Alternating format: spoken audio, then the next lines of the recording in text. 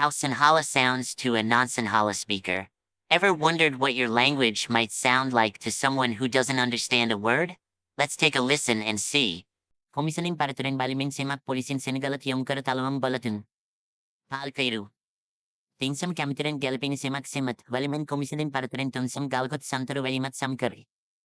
Paal karatunsam gilankut valimat simit pernik talamin. Tinsiga simit puluan sinagara talamin galpat waranig senkara yung karapolisin. Tayantamo galaturin sinagara talamin samukuta. No, this isn't what real Sinhala sounds like. Because it's not Sinhala, it's just gibberish like my channel name suggests. But there will always be some who miss the point and comment that's not what Sinhala sounds like. All because they didn't get the joke. Your comments make me feel like a mind reader.